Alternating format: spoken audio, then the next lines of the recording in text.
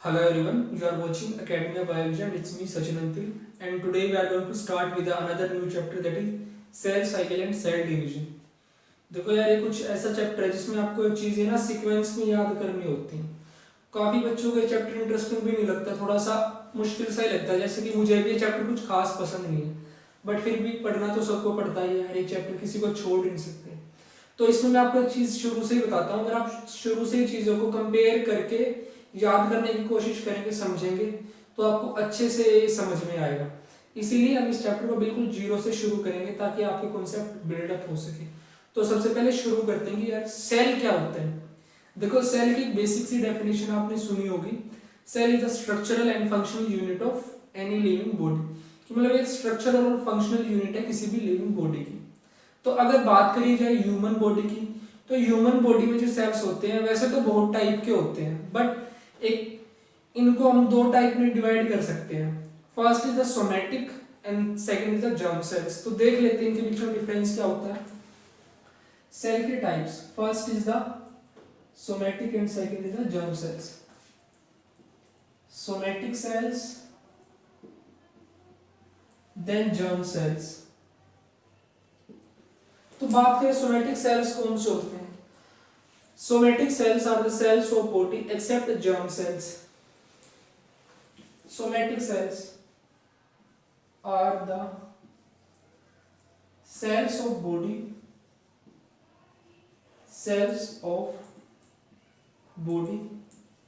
except germ cells। आपके germ cells को छोड़ के बाकी बॉडी के जितने भी सेल्स हैं वो सारे आपके सोमैटिक सेल्स हैं। फिर बात आती है जर्म सेल्स कौन से होते हैं। Germ cells are the gamete forming cells of body। gamete forming cells of body। cells of body। तो देखो, जो आपकी बॉडी में सेल्स गैमेट्स फॉर्म करते हैं स्पेशली, उनको हम बोलते हैं जर्म सेल्स। जर्म सेल्स को छोड़ के बाकी जितने भी बॉडी के सेल्स बच गए जो आपकी बॉडी फॉर्म करते हैं पूरी की पूरी, उन सेल्स को हम बोलते हैं सोमैटिक सेल्स। फिर नेक्स्ट चीज इसमें आती है जो सोमैटिक सेल्स होते हैं, these are diploid in nature. ये आपके डिप्लॉयड होते हैं, while the germ cells are haploid। आपके जो जर्म सेल्स है वो हैप्लॉइड होते हैं। फिर इसके बाद एक चीज और आती है, जो आपके जो बॉडी के सेल्स हैं, चाहे जर्म सेल्स हैं या फिर सोमैटिक सेल्स हैं, अब इनको डिवाइड करने की जरूरत क्या है, मल्टीप्लाई करने की जरूरत क्या है। तो देखो क्या करने को होता है, सेल में एजिंग भी होती है। जैसे नॉर्मल बॉडी की एजिंग होती है वैसे सेल में भी एजिंग होती है। पर्टिकुलर सेल की पर्टिकुलर टाइम पीरियड तक ही वो फंक्शन कर सकता है। तो कुछ टाइम पीरियड के बाद वो सेल्स होते हैं आपके डैमेज हो जाते हैं, फिर किसी एक्सटर्नल इंजरी की वजह से वो कुछ प्रॉब्लम उनमें हो जाती है। तो उन सेल्स को रिप्लेस करने के लिए आपको या तो रिपेयर करोगे, अगर रिपेयर नहीं कर पाते हो तो आपको उनको रिप्लेस करना पड़ेगा। तो उस रिप्लेसमेंट को करने के लिए आपको सेल्स को डिवाइड करना पड़ता है। तो डिवीजन के लिए भी आपके पास यहाँ पे दो तरीके होते हैं। फर्स्ट इज जो आपके सोमैटिक सेल्स होते हैं, these only divide by mitosis. ये सिर्फ माइटोसिस से डिवाइड करते हैं। बट जो आपके जर्म सेल्स हैं, these divide both by mitosis as well as meiosis। तो ये दोनों डिवीजन शो करते हैं, माइटोटिक और we can say mitosis and meiosis.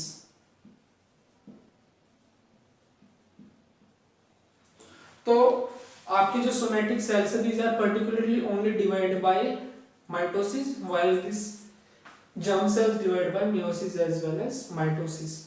तो जो आपके सोमैटिक सेल्स होते हैं वो आपकी बॉडी फॉर्म करते हैं, तो ये आपके ऑफस्प्रिंग के पास तो पास ऑन नहीं होंगे, तो इसको हम बोल सकते हैं नॉट पास ऑन टू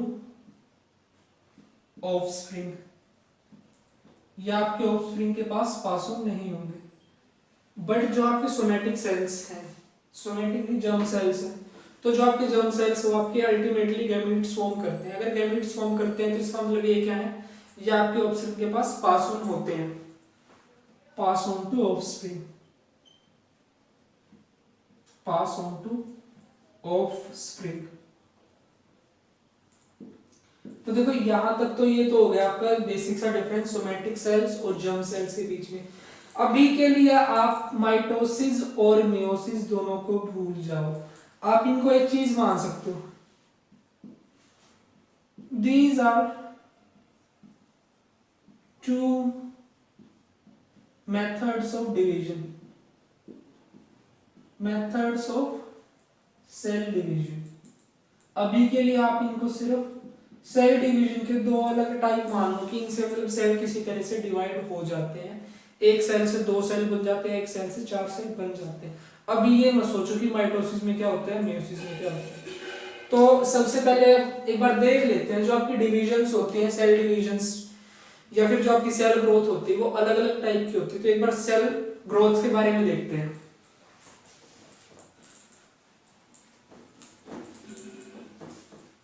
तो जो आपकी नेक्स्ट चीज है वो है cell growth.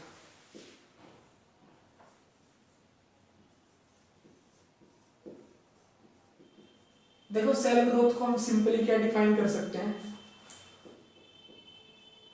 Increase in size, number and volume.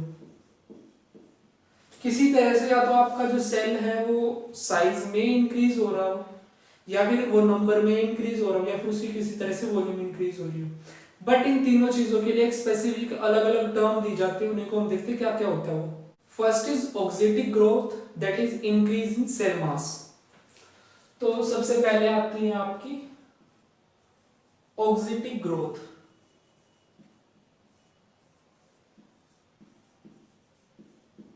Oxyntic growth को हम बोलते हैं इंक्रीज इन सेल मास। जब आपके सेल का मास इंक्रीज होता है तो उसको हम बोल देते हैं ऑक्सीटिक ग्रोथ। देन इसके बाद सेकंड आती है accretionary growth, growth due to the accumulation of extra cellular products. मतलब सेल के बाहर से कोई चीज उस पर डिपॉजिट हो रही है और उसको ग्रोथ दे रही है, तो उसको बोलते हैं accretionary growth. Second is accretionary growth,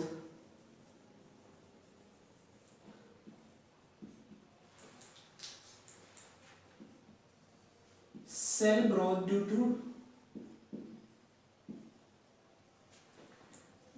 to accumulation of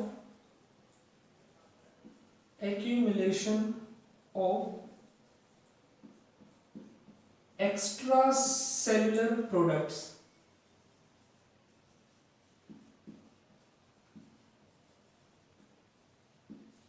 मतलब मान लीजिए आपका सेल है, सराउंडिंग से कोई चीज आ रही, कोई चीजें आ रही जिनकी वजह से इसका जो ग्रोथ हो रही है, यानी कि एक तरह से इसके साइज में इंक्रीज हो सकता है, तो इस तरह की ग्रोथ को हम बोलते हैं एक्स्ट्रा सेलुलर ग्रोथ। देन इसके बाद जो आपकी थर्ड ग्रोथ आती है वो है multiplicative growth, increase in cell number due to division. The third is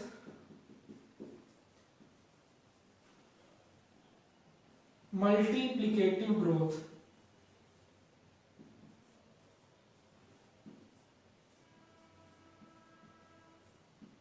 मतलब increase in cell number, increase in cell number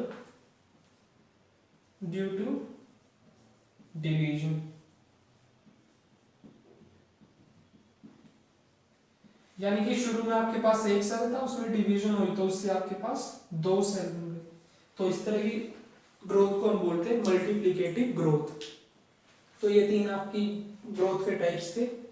तो देखो जो ये आपकी ग्रोथ होती है ना, ये ग्रोथ एक सीक्वेंशियल और काफी ऑर्गेनाइज्ड एक प्रोसेस होता है। यानी कि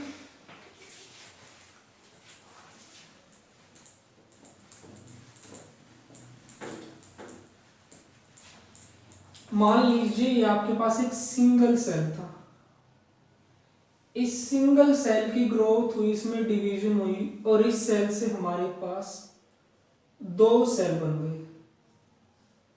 तो ये ग्रोथ होकर सिंगल सेल से मल्टीपल सेल्स का फॉर्मेशन होना, इसी को हम बोल देते हैं cell cycle. Cell cycle. Growth is a sequential process that is well organized, and the phenomena of this growth in a sequential manner leads to the formation of cell cycle. ये growth का होना ही आपकी cell cycle होता है। तो हम cell cycle को define भी कर सकते हैं। Cell cycle is a series of events that leads to the duplication and division of a cell. तो सेल साइकिल को हम क्या डिफाइन कर सकते हैं? Cell cycle is a series of events that leads to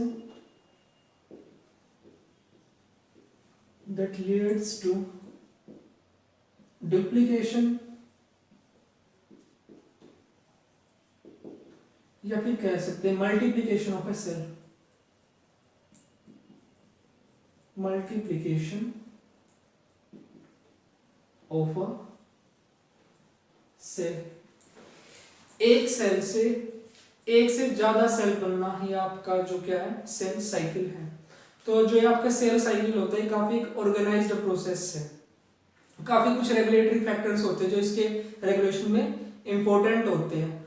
और फिर इसके बाद जो नेक्स्ट चीज आती है वो आती है जो आपकी सेल साइकिल होती है वो दो चीजों में डिवाइड है। Cell cycle is divided into two part. First is the interphase and second is the M phase or we can say division phase.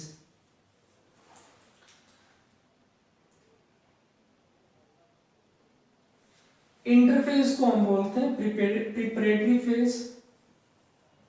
Preparatory phase और जो आपका एम फेज है this is your actual division phase. Division phase. Further जो आपके interphase हैं इसमें भी और डिवीजन्स होती है, इसमें भी और फेज होते हैं, स्टेजेस होती हैं। जो आपका इंटरफेज होता है, interphase is a long non dividing growth phase. Non dividing growth phase.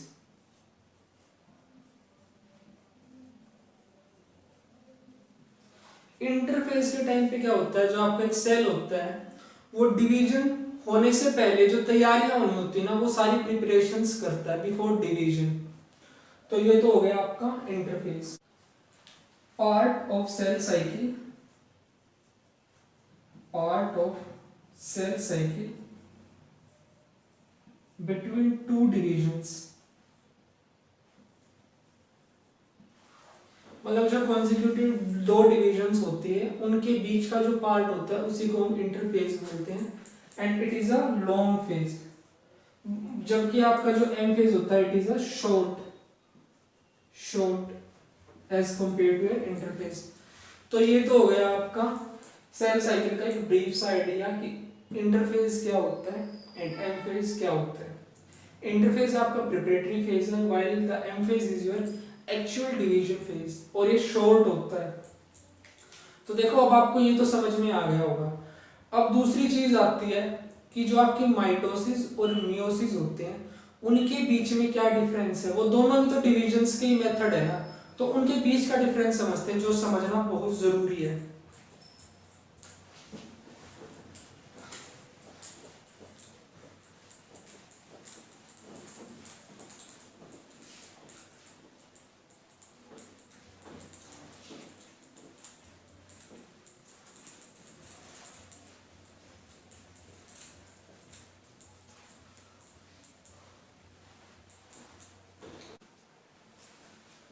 तो मान लीजिए ये कोई आपका डिप्लॉइड सेल है।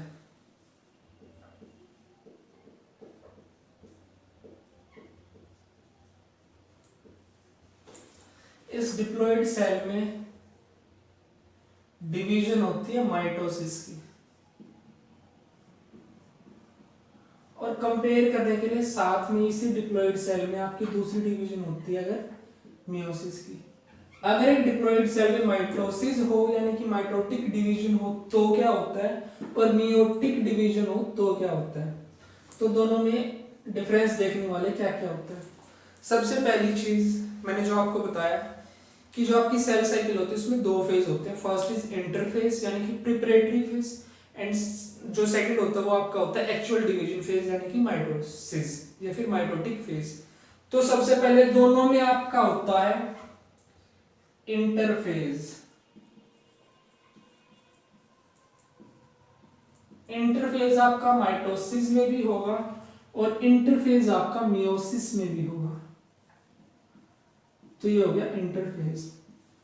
अब यहां पे जो याद रखने की बात वो ये है, जो आपका इंटरफेज होता है इसमें फर्दर कुछ डिविजन्स और या आप कह सकते हैं कुछ स्टेजेस होती है। इंटरफेज को भी मतलब डिवाइड करा गया अलग अलग स्टेजेस में, तो उन स्टेजेस को देखते हैं। तो इंटरफेज में एक स्टेज होती है G1, then S and G2। G1 phase, S phase and G2 phase, and in some conditions एक G0 स्टेज भी होती है। सेम चीज इंटरफेस आपकी मियोसिस में भी होती है, G1 S and G2, then G0 can also be there। तो ये दोनों में आपका कॉमन होता है इंटरफेस प्रिपरेशन। मतलब देखो डिवीजन चाहे कैसी भी हो बट उसके लिए तैयारी तो होनी ही चाहिए ना, मतलब करनी ही पड़ेगी ना। तो ये चीज तो आपकी होगी दोनों में कॉमन। इसके बाद जो डिफरेंस शुरू होता है वो देखते हैं क्या होता है। जो आपका माइटोसिस होता है, जिसमें आपका माइटोसिस हो रहा है उसमें होगी आपकी माइटोटिक डिवीजन, माइटोटिक डिवीजन, या फिर हम इसको बोल सकते हैं एम फेज, जो आपका सेकंड फेज होगा इसमें।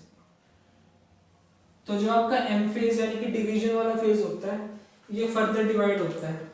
ये डिवाइड होता है आपका prophase 1,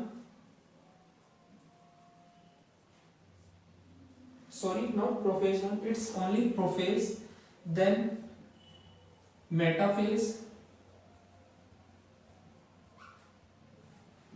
anaphase, and the last telophase। इन सब के बाद होता है आपका कैरियोकाइनेसिस।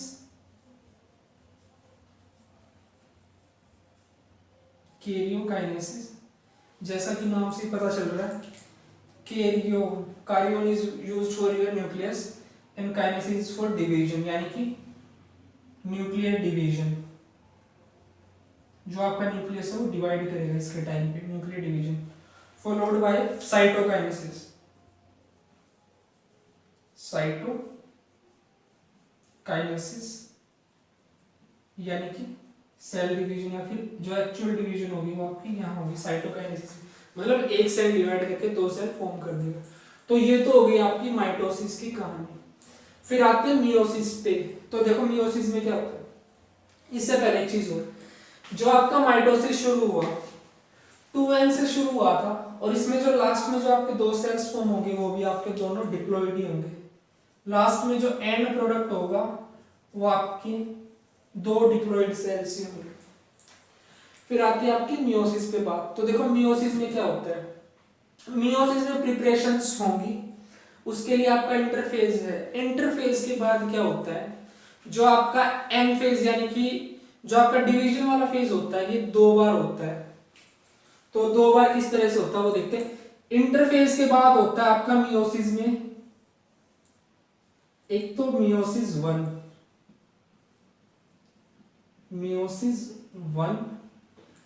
एंड दूसरा होता है आपका मियोसिस 2।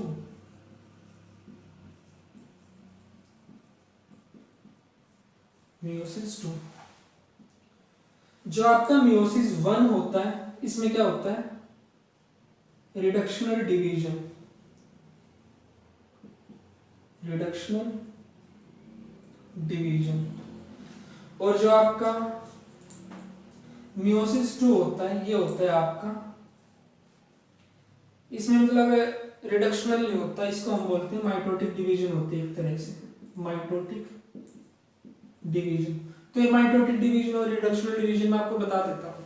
देखो माइटोसिस के केस में क्या था, जिस सेल में आपका माइटोसिस हुआ वो शुरू में कैसा था, डिप्लॉइड, और एंड में जो रिजल्ट के तौर पे आपके जो दो नए सेल फॉर्म हुए वो भी कैसे हैं आपके, डिप्लॉइड। बट इस केस में क्या, मियोसिस के केस में आपका जो मियोसिस शुरू होता है वो आपका डिप्लॉइड सेल से शुरू होता है, बट मियोसिस 1 के कंप्लीशन पर जो आपको दो सेल्स मिलते हैं वो कैसे होते हैं, haploid. Only two haploid cells are formed after the ending of meiosis 1. meiosis 1 के खत्म होने पर आपको दो हैप्लॉइड सेल्स मिलते हैं। तो जो आपका प्लॉइडी है 2n से n हो रहा है, डबल से सिंगल हो गया, हाफ हो गया वी कैन से, तो इसी वजह से इसको हम बोलते हैं reductional division. The ploidy gate reduced from 2n to n, therefore it is called as reductional division। But इसमें जो आपकी प्लॉइडी मेंटेन रहती है इसीलिए इसको बोलते हैं इक्वेशनल डिवीजन। तो ये आपके मियोसिस 1 के एंड में आपको दो हैप्लॉइड सेल्स मिलते हैं। इन हैप्लॉइड सेल्स में दोबारा डिवीजन होती है मियोसिस 2 के टाइम पे, और मियोसिस 2 के टाइम पे हैप्लॉइड सेल्स में डिवीजन होती है, और एंड में हमें क्या मिलते हैं, चार हैप्लॉइड सेल्स, चार हैप्लॉइड सेल्स। तो प्लॉइडी इनमें मेंटेन हो रही है, इसी वजह से जो आपका मियोसिस 2 है उसको हम माइटोटिक डिवीजन बोलते हैं या फिर इक्वेशनल डिवीजन बोलते हैं। तो ये आपको डिफरेंस समझ में आया होगा, मियोसिस 1 क्या है और मियोसिस 2 क्या है, दोनों में डिफरेंस किस चीज का है। देन इसके बाद हमें फर्दर कुछ फेजेस होते हैं वो देख लेते हैं एक बार। तो आपके मियोसिस 1 में होता है प्रोफेज 1, प्रोफेज 1, और जो आपका प्रोफेज 1 है ये फर्दर डिवाइडेड होता है कुछ फेजेस में, वो होते हैं आपके लेप्टोटीन, देन जाइगोटीन, इसके बाद pachytene, then diplotene, and last is dikinesis, dikinesis। तो देखो अगर मियोसिस वाले प्रोफेज को कंपेयर करें और जो आपका माइटोसिस वाला प्रोफेज इसको कंपेयर करें तो यहाँ पे आपको डिफरेंस दिख रहा होगा कि मियोसिस का जो प्रोफेज 1 है यानी कि जो प्रोफेज है वो और ज्यादा इलेबोरेटेड है, उसमें और ज्यादा कुछ स्टेप्स हैं।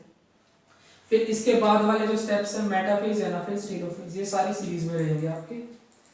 तो ये देख लेते हैं, this is metaphase, anaphase, and in last you have telophase। तो देखो अगर मियोसिस की कहानी में एक बार दोबारा ब्रीफ करता हूँ। मियोसिस में जो सबसे पहले आपकी स्टेज होती है वो आपकी इंटरफेज होती है। Interphase is a preparatory phase. Interphase के बाद जो आपका मियोसिस है वो डिवाइड होता है टू अलग अलग स्टेजेस में, that is meiosis 1 and meiosis 2। तो जो आपका मियोसिस 1 सबसे पहले होता है उसमें जो हमने सेल लिया वो कैसा लिया है, ये आपका डिप्लॉइड सेल लिया मियोसिस। इस डिप्लॉइड सेल में मियोसिस 1 हुआ तो हमें क्या मिलेंगे, दो हैप्लॉइड सेल्स। ये दो हैप्लॉइड सेल्स बन गए आपके मियोसिस 1 के एंड में। फिर इन दो हैप्लॉइड सेल्स में क्या होता है, मियोसिस 2 होता है। तो मियोसिस 2 के एंड में मिल जाते हैं हमें चार हैप्लॉइड सेल्स। तो इसकी फिर से स्टेजेस आती है मियोसिस 2 की, prophase 2, prophase 2, metaphase 2,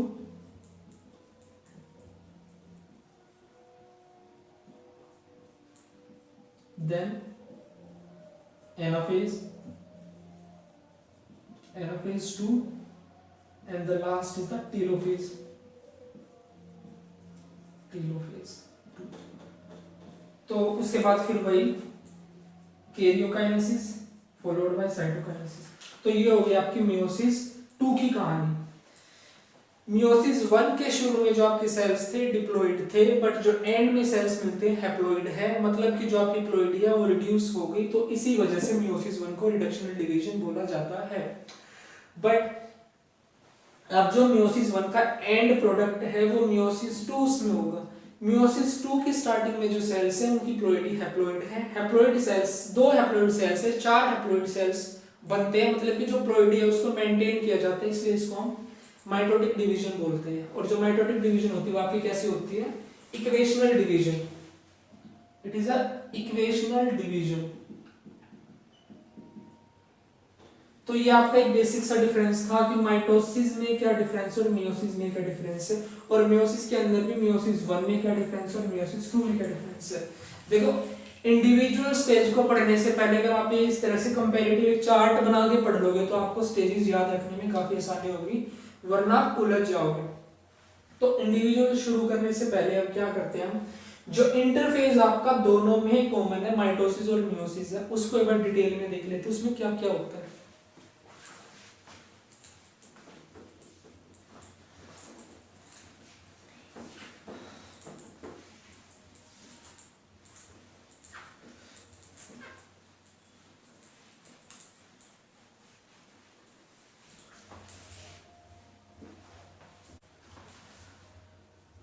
Stages in interface of a cell. In interface of a cell, जो आपका इंटरफेस होता है एक सेल का, उसमें क्या क्या स्टेजेस होती है।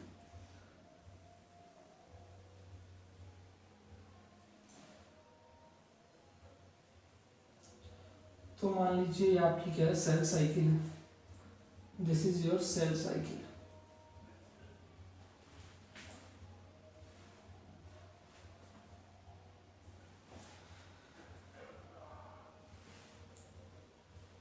सॉरी, ये यहां मान लीजिए, then this should be there. तो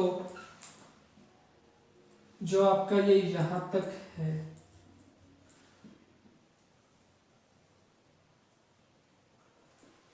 this is your G1 phase. G1 के बाद आपका आता है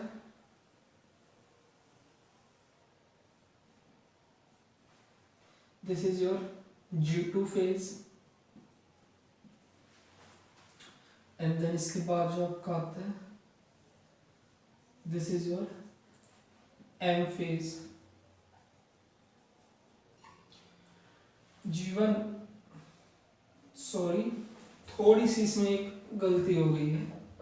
this is G1, this is S phase, this is G2 phase, and the last your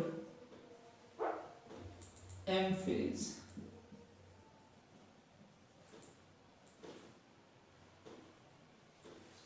तो ये हो गया आपका M फेज या फिर एक्चुअल डिवीजन फेज। तो देखते हैं G1 फेज में क्या होता है। देखो, इस तरह से आपकी सेल साइकिल को डिवाइड किया गया है। G1 is the primary growth phase. जो आपका G1 है, it is primary growth phase. Primary growth phase between M phase of previous cell cycle, previous cycle and S phase। देखो, मान लो आपकी ये एक सेल है, इसने डिवीजन शुरू करी, एंड यहाँ पे आप इसने 2 सेल फॉर्म कर दिए, तो मतलब यहाँ पे आपकी इसकी इस सेल की जो साइकिल है वो कंप्लीट हो गई। तो अगर बात करें जो आपका G1 फेज है वो क्या होता है, अगर इस सेल की दोबारा सेल साइकिल शुरू होगी तो क्या होगा इसमें, तो ये आपका आएगा जो आपका ये वाला सेल है इसका M फेज, यानी कि M phase of previous cell cycle, यानी कि इस सेल की जो साइकिल थी उसका जो एम फेज था उसके बीच में, उसके और जो आपका एस फेज है उसके बीच में जो फेज आता है उसको हम G1 फेज बोलते हैं। देन इसके बाद it is the longest phase of interphase, longest phase of interphase, ये आपके इंटरफेस का सबसे लंबा फेज है। मतलब जीवन के टाइम पे क्या होता है, जो आपका सेल है वो मेटाबॉलिकली एक्टिव रहेगा। उस टाइम पे आपके RNA, proteins, amino acid, nucleoproteins वगैरह, जो न्यूक्लियोटाइड्स वगैरह है, या फिर जो आपकी सेल ऑर्गेनेलीज हैं, उनका सिंथेसिस कंटिन्यू रहेगा। इन शॉर्ट अगर बोले तो हम इसको बोल सकते हैं, ये एक्चुअल जो मतलब सिंथेसिस वाला फेज है ना, डिवीजन के फेज से पहले, इन सब फेजेस में क्या होती है, आपकी प्रिपरेशन होती है। ये एक आपका प्रिपरेटरी फेज है। जीवन फेज में आपका जो सेल है वो डीएनए सिंथेसिस के लिए प्रिपेयर करता है। तो इसमें आ जाए आपका cell remains metabolically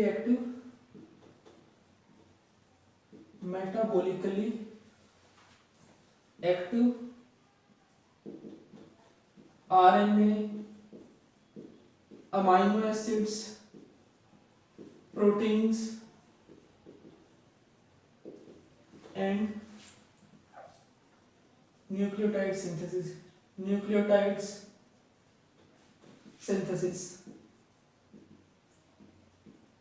synthesis and cell organelles, और जो आपकी सेल ऑर्गेनेलीज है वो भी नंबर में इंक्रीज करती हैं। इन शॉर्ट हम इसको बोलते हैं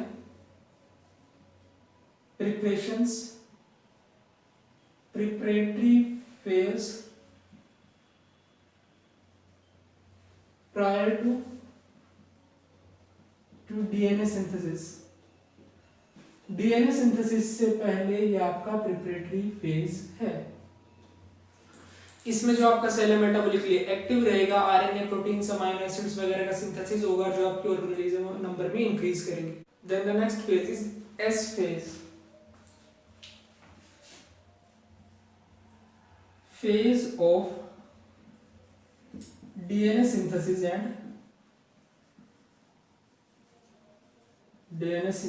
and chromosome replication.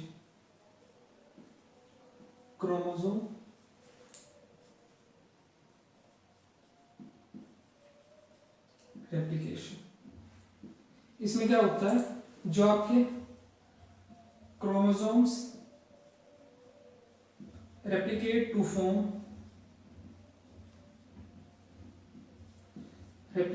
to form sister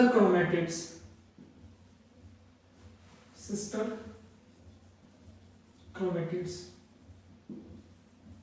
that remains attached, जो एक दूसरे से जुड़े हुए ही रहेंगे, सेपरेट नहीं होंगे। तो इसमें क्या होता है, आपका जो डीएनए का सिंथेसिस है या फिर जो क्रोमोसोम का रेप्लिकेशन है वो होता है, और जो सिस्टर क्रोमेटिड्स होते हैं वो सेम सेंट्रोमियर से ही अटैच रहेंगे, सेपरेट नहीं होंगे एक दूसरे से। और इस फेज में क्या होता है, जो आपके न्यूली रेप्लिकेटेड जो क्रोमोसोम्स हैं वो अनकोइल्ड ही होते हैं, इसलिए अच्छी तरह से विजिबल नहीं होते हैं। तो इसी वजह से उनको अच्छे से ऑब्जर्व नहीं किया जा सकता इजीली। तो इस फेज को इसी वजह से इनविजिबल फेज भी बोलते हैं, इनविजिबल फेज।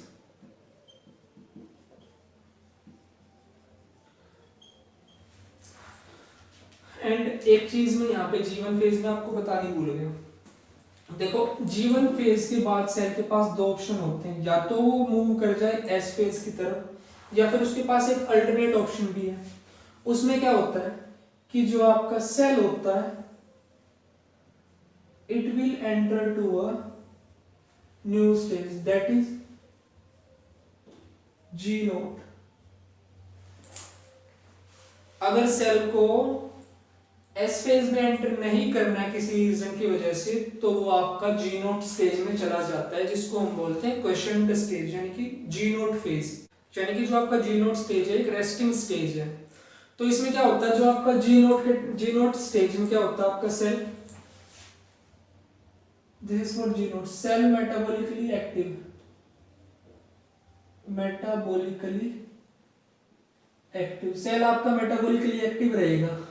अगर कुछ टाइम के बाद उसको दोबारा से रिज्यूम करना अपनी ग्रोथ में, तो उसके बाद वो जी नोट से दोबारा से जीवन फेज में आ सकता है और जीवन फेज से फर्दर अपनी सेल साइकिल को कंटिन्यू कर सकता है। तो ये हो गया आपका एस फेज तक। देन इसके बाद आता है आपका G2 phase. This is also a preparatory phase, it is a secondary growth phase. तो G2 है जो आपका secondary growth phase.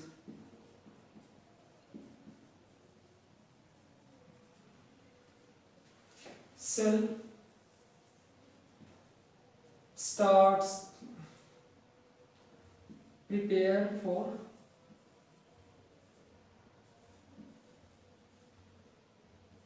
division.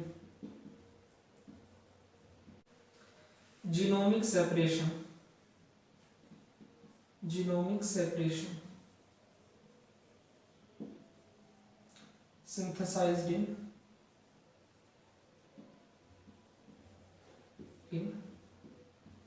S phase. मतलब जो एस फेज में आपका डीएनए वगैरह का जो सिंथेसिस हुआ है वो कैसा था, अनकोइल्ड था, तो उसका सेपरेशन होना शुरू हो जाता है आपका G2 फेज में। तो जो आपका G2 फेज इसमें क्या होता है, जो आपका डीएनए मटेरियल कंडेंस होना शुरू हो जाता है, आपके जो आरएनएज या प्रोटीन्स होते हैं उनका जो, और जो आपकी क्या बोलते हैं ऑर्गेनेलीज होती है उनका भी डुप्लीकेशन हो जाता है। और इसमें क्या होता है, जो प्रोटीन्स होते हैं मेजरली जो आपका ट्यूबुलिन प्रोटीन होता है जो कि माइक्रोट्यूब्यूल फॉर्मेशन में हेल्प करता है, उसका मेजर जो फॉर्मेशन होता है वो यहीं पे होता है। Proteins and organelles replicate and protein से भी स्पेशली आपका कौन सा प्रोटीन है, वो है आपका ट्यूबुलिन। क्योंकि जो ट्यूबुलिन होता है जो आपका प्रोटीन, ये आपका माइक्रोट्यूब्यूल्स की फॉर्मेशन में हेल्प करता है। इसके बाद जो नेक्स्ट स्टेज आएगी आपकी, वो आपकी मेटाफेज। मेटाफेज में क्या होता है, जो आपकी क्रोमोसोम्स होते हैं उनको अपोजिट पोल्स की तरफ खींचना होता है, तो वो जो काम होता है वो आपका माइक्रोट्यूब्यूल्स करते हैं। तो उसी मूवमेंट के लिए यहाँ पे मशीनरी सेटअप होना शुरू हो जाती है। Machinery setup for to move chromosomes to opposite poles।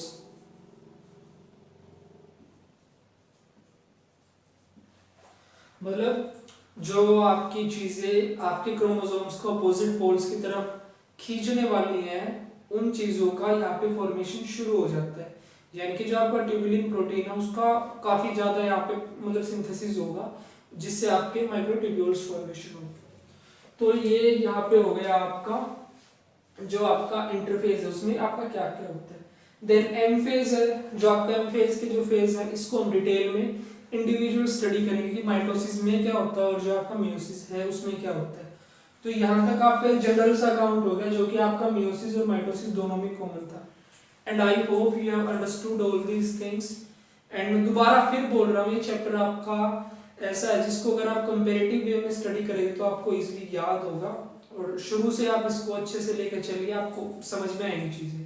So thank you for watching me carefully.